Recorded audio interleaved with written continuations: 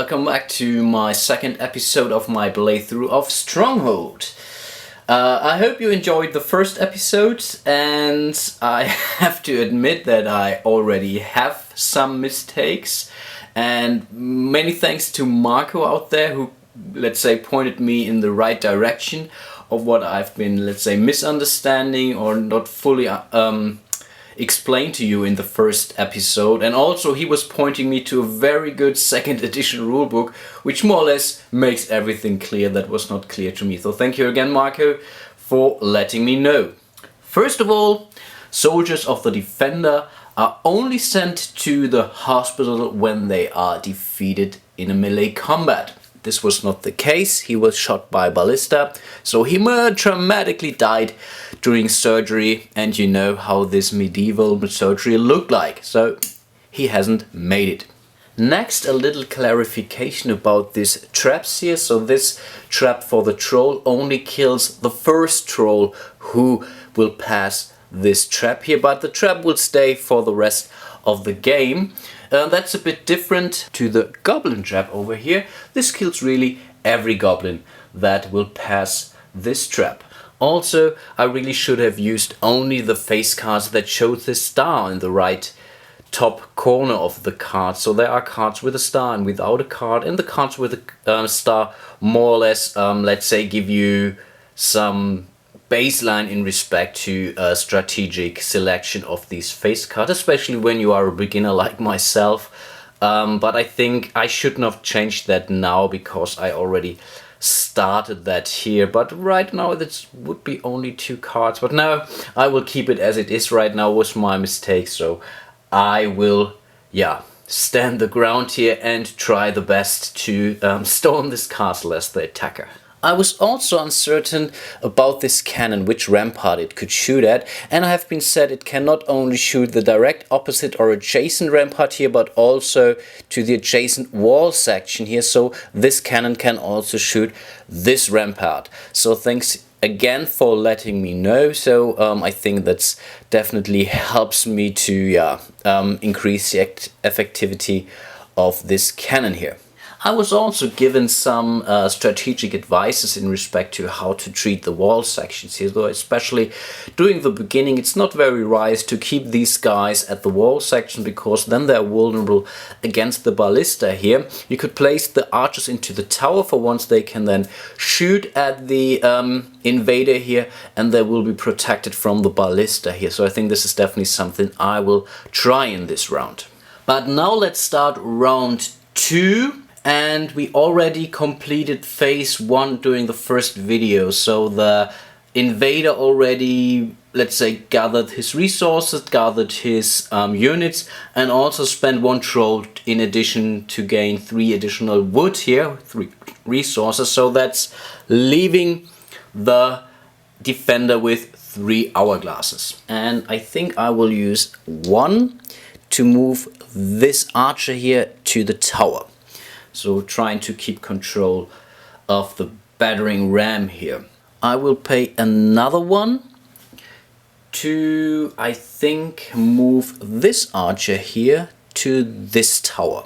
Also trying to save him for the ballista for once. And I think you get the picture. And then I will move, I think, this one out here as well to the adjacent tower here, which costs the last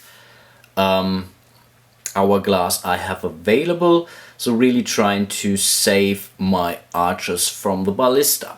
I'm still allowed to build the extra wall section, and I think I will use this one here because this also has only a space for 2 soldiers or 2 units, so this helps me keep this side safe. So this was phase 1 of this second turn, and now we come to phase number 2, which means war machines. Again, I definitely want to go for the battering ram. I think this is very important, and I think I will I think I will go for 2 goblins this time. So 1 and 2. This would give the defender again 2 hourglasses, but I can extend the battering ram. Awesome. Of course I have to pay the resources for the battering ram, and I think I will go with another ballista. I use a troll here. This means 1 hourglass for the defender, and I have to pay all 6 remaining resources. Not sure if that's really a wise move, because there is still the equipment phase, but I think for now I should be fine. And I think I will build the ballista here because it's close to the battering ram. So it gives me really a possibility to try to keep control to this wall section, to, let's say, try to minimize the amount of damage that's been inflicted to my goblins or my units and the battering ram. So again, we will draw 2 of these hit cards. We will have 5 miss cards.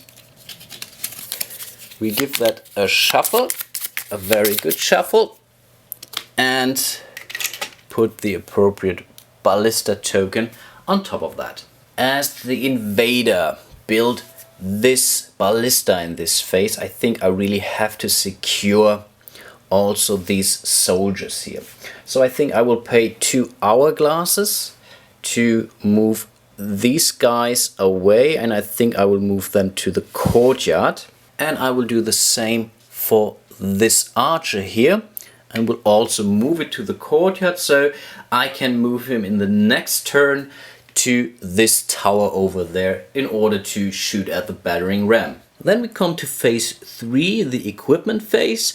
But as we don't have any resources left, I cannot build any equipment here, so the defender also doesn't get any hourglasses. The training phase. I think I will go for another master archer, and I will use an orc here, which means defender gets 1 hourglass only. And I think I will place the master archer here, so that we also can try to shoot from this side against the wall. And I'm using this rampart because to this rampart I cannot send any goblins because of this trap. And I think I will leave it for this phase, so the defender only gets this hourglass. And with this hourglass I will move the archer to this tower from the courtyard. Then we come to the rituals phase, and again I think I won't be doing a ritual in this turn because there's still not much going on in respect to melee combat or anything like that. So I will try to save my troops to really do something big this time, to really send out some troops. Of course, this also means the defender does not get any hourglasses. Moving out, phase 6. So I think I would still go with a minor move out order. So the defender gets 3 hourglasses. And now I can move more or less all these troops to the battlefield, and I think I will do that. I will definitely send out 2 orcs to the battering ram. Why orcs? They are stronger, so they might survive the shooting from the adjacent towers. Also, I will move these 2 goblins here to this rampart because there's the master archer waiting for them. They will now be allowed to shoot at the castle. I will send 3 units here to this foreground, so 2 orcs and a goblin. So the goblin will go this way to the master archer later on. I will send 3 units here to this foreground for later usage, and I think the remaining orc is being sent here to the battering ram to support this in case someone should die, and I'm pretty sure someone will die. I won't play any orders yet because there are still no units at the wall section. This also means we have dispatched all our units, so the camp is empty, so the defender does not get any bonus hourglasses. But still, the defender has these 3 hourglasses, which we should use very wisely now. So for once we will move 1 archer to this tower here. We will move, I think, these 2 soldiers to the courtyard.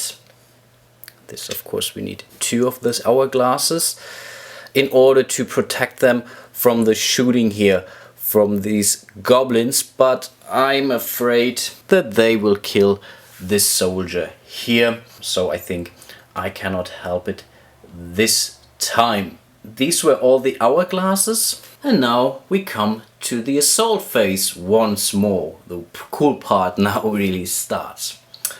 Again, I will start by using this cannon here. And I think the cannon will shoot, or the only real target is here, the foreground. So the cannon will shoot to this foreground and will remove one orc here. And I just realized a bad thing. Of course, when I was shooting this cannon, I had to draw the card here. So let's do that now. So we killed an orc, I know that. We removed an orc from the foreground. So I will just check it. Yeah, it's not a problem. So the orc is here, so we can remove him. And then we can reshuffle this deck here. Now the ballista will shoot. And remember, the invader has now 2 ballistas, and the ballistas can shoot to adjacent wall sections that are connected by a path here. So we will just shoot in this direction. So let's just draw this card here. That's a miss, so the ballista doesn't hit, but this miss card is removed from the game. Then the second ballista shoots, and it can only hit this wall section here, because of this wall section, although there's also a soldier. No, I think yes, let's shoot in this direction here, because this orc will be killed by these goblins here. So let's shoot with this ballista. Yes, that's a full hit. So this guy is removed, and remember, he's not being sent to the hospital. Wow, these guys over here are very accurate. So we will shuffle back the hit card into the deck and keep them where they are. Next, the marksman can shoot. And I think it's a good thing that we placed these guys here into the tower, because they can now shoot also at these goblins here, because it says the ramparts opposite to an adjacent tower, which would be this one. So they shoot in that direction. They would inflict 2 points of damage. There are 2 goblins, they have 2 strength, so they will be removed from the game, which is awesome. Then these 3 archers fire into the Barbican rampart to get rid of some units here. So they inflict 3 points worth of damage, and now the invader may choose which troops he will remove, but he has to, let's say, inflict all 3 wounds in this case. So I think he will just take this orc here and also 1 goblin.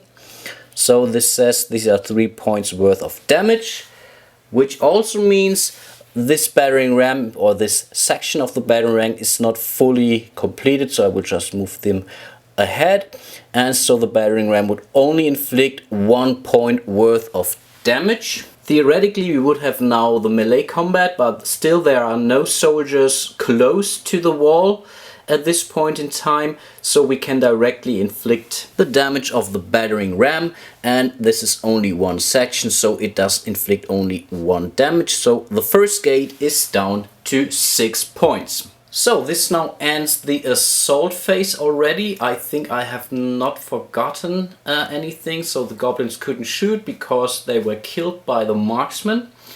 And now we will come into the 3rd round. So I will flip this die here. The invader gives the defender 1 glory token. He also gains another wall section and 2 hourglasses. We will flip this die to the appropriate side. And then we come again to phase 1, meaning the supplies. So the invader gains 14 new units and 5 additional resources, and the rest we will do in the next video. So this ends my playthrough for today. Was turn 2 now. I hope it made sense to you, and I hope I could clarify some of the rules, and this time really I hope I haven't made a mistake and another mistake. It's not looking too bad for the defender, I have to say, but also I have been said that it can be a hard time for the invader getting into the Stronghold, especially when I was choosing the wrong face cards here. So that's my bad. But still, we will see. Hope I will see you again in the next episode of my playthrough. And until then, bye bye.